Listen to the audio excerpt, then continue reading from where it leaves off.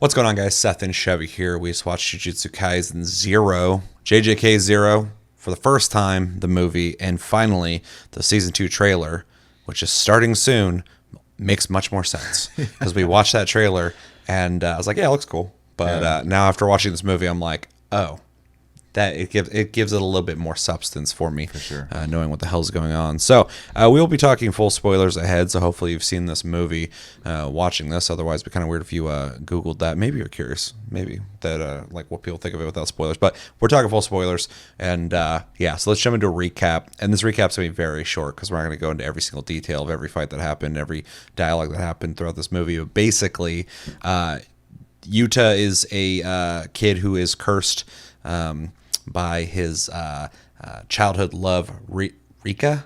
Yes. And yeah, he gets brought into Jujutsu High through or via Gojo to become trained to do what they do there: go banish, take out curses all over the place.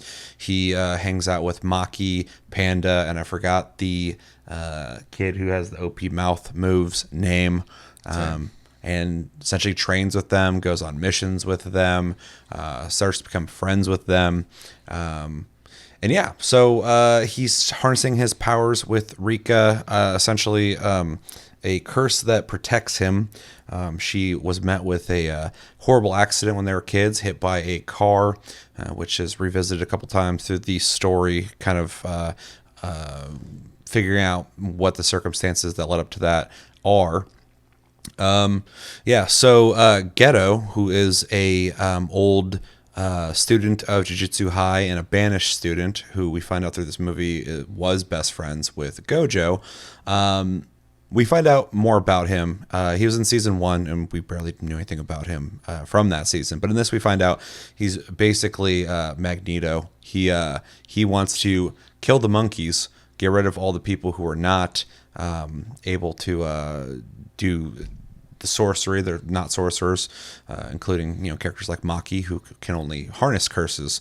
And so yeah, he wants to get rid of everybody and keep. It reminds me so much of Magneto because he cares about his fellow mutants. Essentially, As soon as you said it, made complete sense. yeah, it was interesting. This anime series also reminds me a lot of Night Watch, because of the curses that manifest from people. A lot of really interesting things. I don't know if they're actually influenced, but it reminds me of that.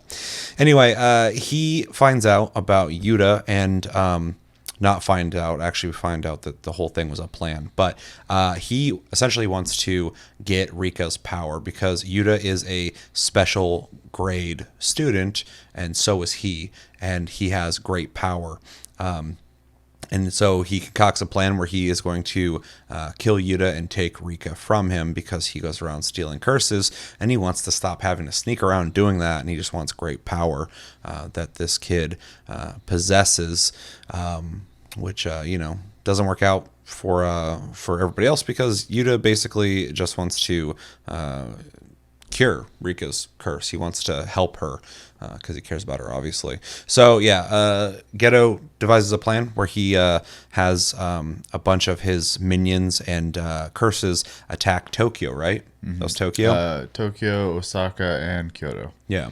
And so to counter this, they send out a bunch of the Jujutsu High sorcerers to defend Tokyo, giving us just beautifully animated fight scenes throughout the finale of this movie, which are really just great to look at.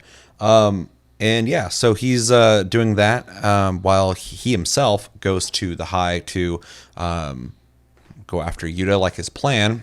I think it's just Yuta and Maki there. Mm-hmm. And yeah, so he attempts to fight them. A lot of stuff happens. He takes everybody out. Gojo sends Panda and the kid who can't talk back there to essentially defend as long as they can.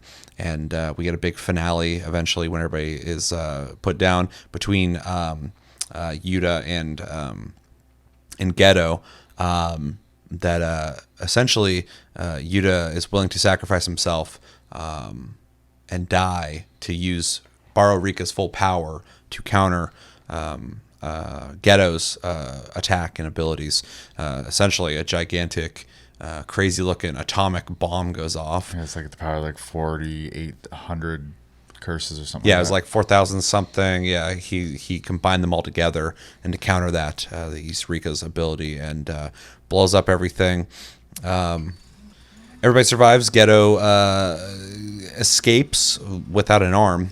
Runs into Gojo. They have a conversation where Gojo is essentially going to take him out, but they give the hint that they know each other pretty well, used to be best friends, and he whispers something at him. We don't see what happens, which allows me to speculate a little bit on why he's in season 1. I'm sure we'll talk about that. And then, everybody survives. Yuta is going to continue working with the Jujutsu High, but we get a after credits scene with him in Kenya, I believe, and it seemed like he was there with the dude that Gojo fought. Was that the same guy? It seemed like the same guy. The guy who had the rope that had like a ton of curses weaved into it. Yeah, which is very interesting. They're talking about food there in Kenya that's similar to foods he's used to in Japan, and Gojo shows up to talk to them. He hadn't seen them in a while, apparently, and makes me wonder because even Gojo, when he's fighting that guy, told him he was tenacious. So I don't know what followed that. Basically, we get some background in this movie on characters that were around before. Yuji. In season 1, and a character Yuta that apparently is still in the world that we just haven't seen in season 1. He's apparently off doing other missions somewhere else or doing his thing. I don't know. And we get some background on Gojo and Geto, which is kind of a beginning of more of what we'll see probably in season 2, going even further back where they were actually hanging out together, working together, possibly, and being friends. Full on 1 hour and 44-minute movie. What do we think? I was just thinking because we were talking, or you were just talking about how we hadn't seen him in season 1, and for some reason I was thinking when that class was introduced to the new characters in season 1. I can't remember anyone's names right now. Sorry. I think they mentioned one of the students is away on a mission. Oh yeah, maybe season 1. That would be him then, probably. Yeah, if that's true, that's pretty good planning. Well, that season 2 is going to be an even further prequel, and then I assume eventually we're going to get back to the present, and it's going to be wrapping a lot of things together. So, could really, I'm sure it's all done in the manga or whatever, so they got it planned out, but could really work out to be really interesting because this did kind of just give us a story that was like entertaining and fun to watch, but it just added a lot of connective tissue to the first season that kind of enriched it for me personally. Yeah. It was a really fun movie. I really enjoyed it. I kind of figured I would with the nothing but positive praise I've heard for it, but I hadn't seen it yet. So the one thing that I noticed right away was the hand-to-hand stuff in this movie is phenomenal. Yeah. Something I enjoyed about the first season, specifically towards the end of it, when all of a sudden the animation went crazy for a couple episodes. But yeah, I could watch hand-to-hand fights done by this team all day long. That was great to watch, especially with like the different weapon types and the different kinds of like powers people have and stuff. A lot of fun. That being said, the story's kind of simple, which is not necessarily always a bad thing. Appreciated that. Yeah. It had just enough depth to connect stuff outside of the movie, but also to keep the story flowing. I mean, it's like almost a 2-hour movie, so and it was mostly just characters, and that was great because we had characters we met in season 1. We kind of got to know them a little bit. We got to know them way more this time. Specifically, the kid who has the ability to do speech curses, whose name I cannot remember. And with the knowledge of the characters from season 1, we didn't have to have Panda's abilities explained. He just got to start fighting. So that was great. One of the big things in season 1 that was kind of like slow for me is the lengthy explanations of everyone's abilities, and we got to skip most of that now. So that was great. I like the villain. It's funny you bring up the Magneto thing because I didn't really connect to that, but now you say it, he is totally Magneto. He even has his own class of kids that are sympathetic to his worldview. Yeah, and it's just interesting too because like the only reason he got kicked out was because he doesn't respect humans, and so they died. He didn't care. It was all about the curses and the sorcerers. So, yeah, kind of drawing a blank on where to go. I'm kind of all over the place, but Well, I can hop in and Sure. give some thoughts. So first off, this is definitely a movie. It looked beautiful from first scene to the last. The animation was great. It had a very cinematic feel, which Mappa just does in general. That's one thing I'm really enjoying about everything I've watched of there so far is it's all just so cinematic looking, and not like cinematic like big budget, but like they think about like angles. This Chainsaw Man both have very cinematic qualities to it that feel gritty and like there's a camera there almost. It's really interesting, and I loved that. And then at the bigger scenes where people are fighting, they really they spend some time animating every frame. It was including people who didn't matter. yeah. I was like, whoa. And it did kind of give me like an Avengers feeling in the Tokyo fight because we got a lot of fan service in terms of like characters we've seen in season 1 showing up. I got pretty pumped when Toto even showed up. We didn't see much from him, but I like that it even showed him or a lot of people who were part of his class that we saw in season 1 during the class versus class fight that happened. The girl with the gun, the girl flies around. It was cool to kind of see that they were even active back then. And then I can't remember the names because I haven't seen the first season in a little bit. But the guy with the glasses who's blonde, he made like some background appearances. Great hit ability. Yeah, especially when Geto showed up and was talking with Gojo. It was cool to see, everyone there because they knew there was a big threat. And then the scene where he ran in and fought the thing, like it didn't add anything to the story, but it shows us that he's a badass. Yeah. He was a badass in season 1. He's a badass back then, and it was fan service. Like hell yeah, dude, that guy's kicking ass. So yeah, going back to what I was saying originally, though, the fight scenes were just very well done and met with the music, which is another thing I think Mappa does really well. Sound design in their shows and movies was just a pleasure to see and hear.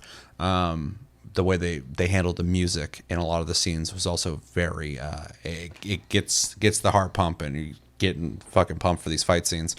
Yeah, so I really, really appreciate how simplistic the story was. This whole movie just felt like it was kind of a way to enrich the story and almost a bridge between different stories that will be told in the whole story, season 1, season 2. It allowed me to appreciate some of the characters more because in season 1 there were so many characters that I don't feel like we really got a whole lot of time with most of them. I came out of season 1 liking like 4 or 5 characters, and that was about it. The rest of them I don't dislike, but I just don't feel anything for them. Yeah. Maki was 100% one of those characters. I thought it was like, yeah, her ability's cool. That's about it. This movie gave her a little bit of character for me to chew on finally. I'm like, okay, cool. She's not just like the badass girl with the cool weapons. So that was nice. Also, we got a little bit behind the kid who has the speech curses or abilities. I kind of thought he was cool anyway, but I didn't know much about his character. I was like, oh, I like his abilities and he looks cool and stuff like that. In this, we get to find out that he's kind of a caring dude who's like trying to, help people, and he was accommodating towards Yuta with his anxiety and stuff like that. And Yeah, because he had a rough upbringing because he couldn't speak as a kid really without cursing people. Yeah, so we got a little bit on him. Panda was Panda, but from the first time you ever see Panda, you're just like, yeah, I like Panda. He's a panda. So he was trying to hook his boy up. Yeah, that scene was funny and definitely was the humor that JJK season 1 had as well, which was appreciated. It felt on brand, just like when Toto showed up and he had to hurry up because some, I assume, famous Television program idol, for his idol. yeah, was going to be on TV and he needed to go watch that, which is also very on brand.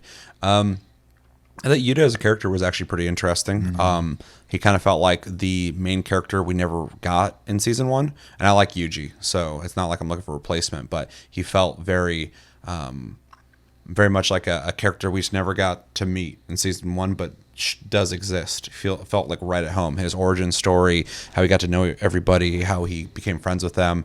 If he does show up in a later season, it'll feel natural after this movie. So if that's what they're planning, it was effective, or hopefully it will be. Also, exploring Ghetto as a character I thought was interesting as well, because he just kind of floats around season one. Again, in season one, we see a lot of characters, and we know some are up to bullshit, some of them are badasses, all that stuff, but we don't really have time to get into characters. And so in this, it allowed me to understand Ghetto more as a character. And so I almost want to rewatch season one to understand his ambitions and understand why he's just like the sneaky smiling guy in the background. In this, he started off like that, but we understand there's much more to it than just he's like the sneaky guy. He even mentions that he doesn't want to be sneaking around anymore, trying to gather curses to become more powerful. So that was cool as well. Something I also appreciate about that is that in season one, he was collecting special curses, but they were working with him and not like absorbed by him. And then he was also after all the fingers too. So like it makes that make more sense seeing this too. That's just all because we know his power is curse absorption basically at this point. And in the first season, like you said, we didn't know anything about him. So it does make even season one a little more enriched because of that. Yeah. And it's interesting too, seeing a timeline in this world where Sukuna is not really thought of or mentioned. He's properly stored away right now. Exactly. So it's kind of interesting to see that there's problems already beforehand that were happening with this banished ex-student that has their own ambitions.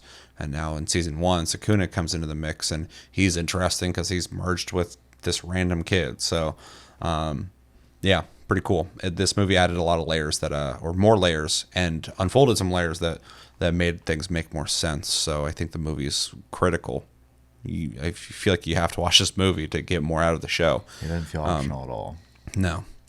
Even with the story being simplistic, which I appreciate. I already said before, because we've been watching, as you guys probably know if you're watching regularly, Hell's Paradise, which we've had a lot of things to say about. But that show is like very lore rich and dumps a lot at you, and so you got to keep up with a lot of stuff going on. And even though JJK definitely has its own lore and definitely complicated in a lot of ways because there's a lot of characters and a lot of history and stuff like that, this movie was just like, story's pretty straightforward. There was a kid named Yuta, and he's powerful. He's trying to figure out his situation. Ghetto wants his power. And here's a bunch of background on characters, so that was cool. Overall, the movie was gorgeous looking. Music was good. Characters were great. Much more interesting now, some of those characters, than they were before for me. And awesome fight scenes. Great animation. It was solid. It was definitely solid. Definitely probably one of my favorite things from this franchise I've seen so far was this movie. And the best thing about it is it makes this first season more interesting for me, because as much as I did like JJK season one, I don't think I loved it, and so I know a lot of people really like it. I just thought it was cool, and so this movie gave me a little bit more for that season as well. It's funny too about the first season and people like's love for it. A lot of that comes from like the manga readers, and there are people obviously who still love it, but a lot of that comes down to people knowing what's coming and being like, okay, now we've gotten this out of the way, the crazy shit's about to happen. And you can probably appreciate season one more too when you know what's coming, because it's all building up towards something, and this movie kind of shows that. So I mean I kind of hope that they're not overhyping season two, obviously. But looking forward to it, especially because between the end of like season one and this movie now, I do think it has become a lot more interesting. So and it's just been very interesting when I talk to people about JJK, because anyone who's watched it just is like so in love with it. It's like the best thing ever, and I do think it's cool. But that's pretty much where it stays. Is like, for me, that first season felt like a lot of cool characters doing cool stuff. With for me, my favorite part about it, the dark curse world that they exist in. And of course, Yuji and Sukuna's interesting dynamic. But I always feel like there's so much more to the world that I wasn't getting from season one, and it seems like on purpose. That just held me back from going like, holy shit, that was good. Unlike, Chainsaw Man, I watched that, I was like, I fucking love this. So yeah, I think I feel like in the end, JJK will be like a slow burn that eventually will really pay off for me personally. And this movie is showing me the direction that it's going, in which it's going to unravel more and more to the story that will make me appreciate the whole journey eventually at some point. So, but the movie was good. Really liked it. Yeah.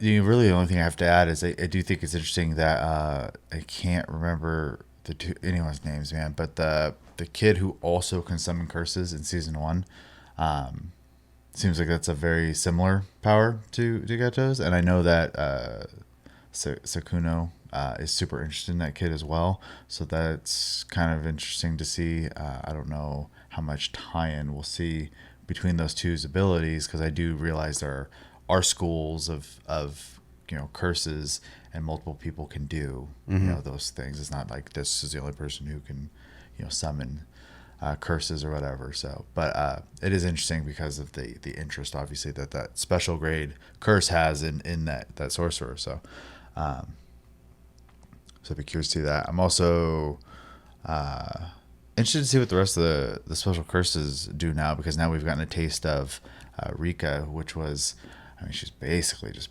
brute strength and just pure curse energy for the most part. But yeah, I don't know. That was one thing. I really liked the dynamic between her and Yuta. I thought those were really interesting. That's one thing, even in the first season, I really thought dynamics were interesting, specifically between Sakuno and Yuji. I thought that was very interesting to have like the villain of the show be merged with the main character of the show, and they have to like switch out and stuff. And in this movie, I thought Yuta and Rika was an interesting thing because she also another similar parallel, which is weird. Yeah, but she could go either way. She's not good or bad. She'll do whatever, but it's because she's obsessed, especially in this curse form with Yuta. And that was an interesting dynamic where you're like, you're not quite sure what she's capable of doing or what she'll do. Like, with Maki, she got kind of weird for a second. Jealous, yeah. Which I was like, that's very interesting. And even Yuta's like mentally, I'm sure now he's better, but like throughout the movie, he seemed kind of mentally unstable. He was getting bullied when he was younger, and with all the weight of everything that's happening, and his old love dying in front of him. He seems kind of like mentally fucked in some ways. We had the dark eyes through the entire show, yeah, except for the last after credit scene. His eyes were normal. Well, and there's a couple scenes too where he seemed like a little more chill after he had gotten to get to know everybody. Like they did a good job, because early on, yeah, he was just like looked really depressed all the time, weak. He like ran like shit, and yeah. But even when he was fighting with Geto, he seemed like he's kind of losing his mind a bit. With the situation. Yeah, he had snapped for sure. Yeah, and so he seems like an unstable person. He's probably better now that Rika's been, cleansed. But I really appreciated their dynamic, and I also think Rika's design as a curse was really cool looking. I really liked her design. I also thought it was cool that he had a sword and a curse with him. It was a cool ability. It wasn't just like one or the other. It's like he was able to do a couple things. So yeah, definitely cool stylized stuff that this show is really good at. Yeah. Yeah. I mean, I don't really have too much to add. I mean, I pretty much disagree with everything you said. Highlights for me, obviously, was, I mean, I'm sure for a lot of people, when Gojo was just beating the shit out of the other guy, dude. Holy crap. That was really good, yeah. Yeah, that fight was really good. I was waiting for it, because I learned in season one, anytime Gojo shows up, he's either going to be funny or he's going to do something really fucking crazy. I like that characters in JJK are like all badasses, and they'll have their badass scene that they'll do something. But like Gojo's just on this other level where he almost feels like he should be the villain, but he's the villain for the bad guys. He shows up and they're like, fuck, dude. Like, yeah, they all know him. It's weird to watch something where typically the good guys are like, this thing's overpowered, how are we going to beat it? But in this show, it happens to the villains when Gojo shows up. They're like, what the fuck, dude? What are we going to do? And he's have like to stall, basically. manipulating time and space and atoms and shit. He's like beyond. He's like on another realm of power. It's not just like I could shoot fire. Or it's like when he ripped that ventilation unit out of the ceiling and it was like coming out his back, and they just, because he's got that like pocket basically around him at all times, it just disintegrated when it hit him. I was like, yeah, you just stand there and cool. boom, and just blew up. I'm like, and it's funny too because like the guy's talking like he has no intention of even fighting him. He's just kind of keeping him busy. Yeah, he's got like 15 minutes. Yeah, And he's like, I gotta keep this going because like he knows he can't beat Gojo, and that's really interesting. And so anyway, when he does get involved in a fight, you're just more so watching like, you know, what's the guy gonna do to fight Gojo? How's he even gonna fucking keep up with him? And yeah, the scene, there's a lot of really cool scenes there. Great animation, of course, but yeah, that scene where he like was up close, just boom, like even the camera got close, like the way they animated it, punching the shit out of him, just beating the shit out of him, and it was just like, yeah, that's really cool looking. Yeah, I don't know if I've seen another show that handles hand to hand the way JJK does. Man, I really like it. No, I mean, like, I'm sure there's a bunch of great examples, and I don't watch like, you know, like Naruto or anything. I'm sure there's hand in hand in that, but you know, back in the day when Cowboy Bebop first came out, I was like so impressed with the melee combat, and I still think it's great looking, but it's gracefully aging now because I've watched it recently. But just the borderline like mocap looking animation of the steps and the punches and stuff, and then in this, it's a newer show and movie, so like it's really cool to see hand to hand stuff happening that's animated so well.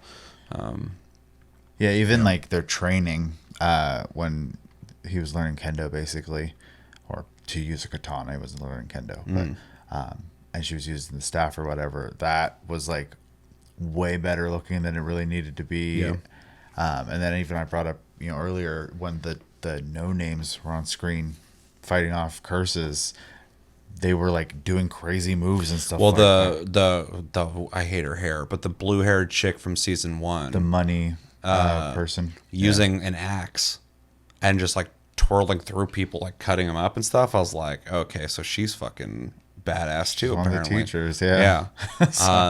And she was like laughing. Yeah, while she's like just taking people out, and I was like, I mean, it looked fantastic. Yeah, but it's funny because she starts laughing and she's just like thinking about how much money she's about to make. And I'm like, man, you are so like single-minded. It's crazy. I don't know. Super treat. That was a fun movie.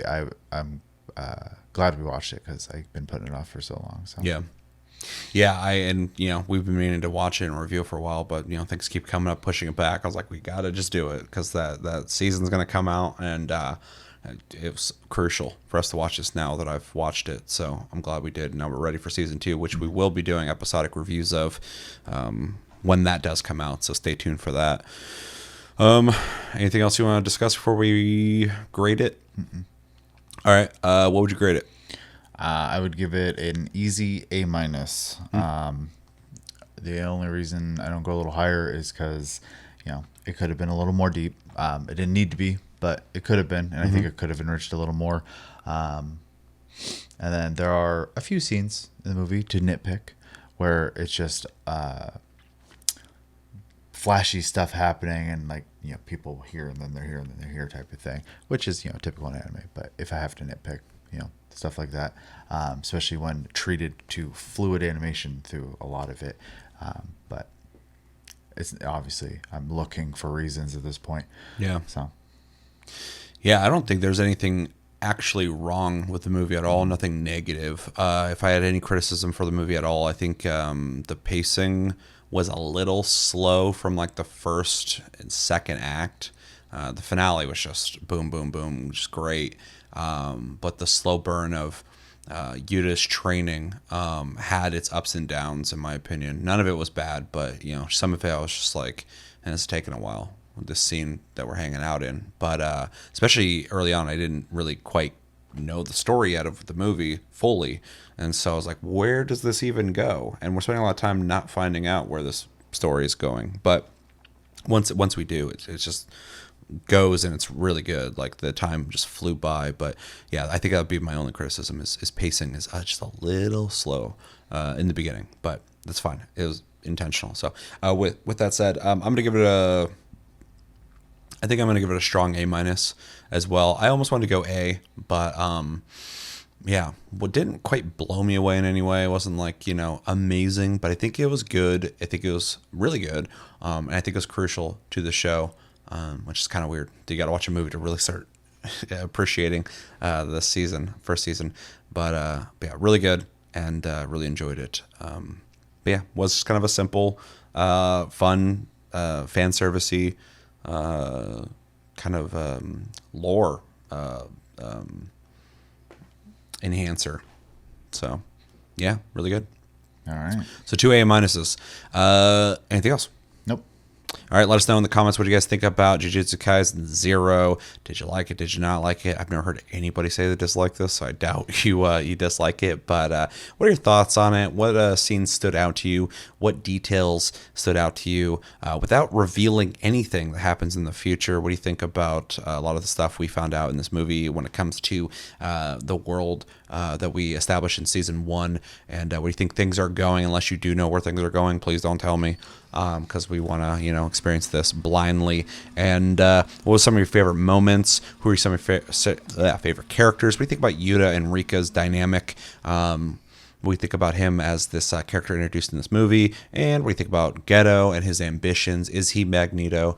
And yeah, let me know everything you think about in the comments below when it comes to JJK0. But I've been Seth. This has been Chevy. Stay tuned. We have one more review coming up of Hell's Paradise. We just did one, so watch that as well. But there's only one episode left. After that, we got to figure out what we're watching. Got some movies probably we can watch as well. And we need to finish out, or at least watch, one anime that we started, Heavenly Delusion. But we won't be doing episodic reviews of that. We'll just watch it, and then we'll do a season review of that. And yeah, until the next season where we get JJK, what else is coming? Anything that I would be watching? Demon Slayer's over. Yeah, I mean, unless you plan on watching like Rurouni Kenshin, I don't know if there's anything of note. I would watch an episode. Is that like a reboot?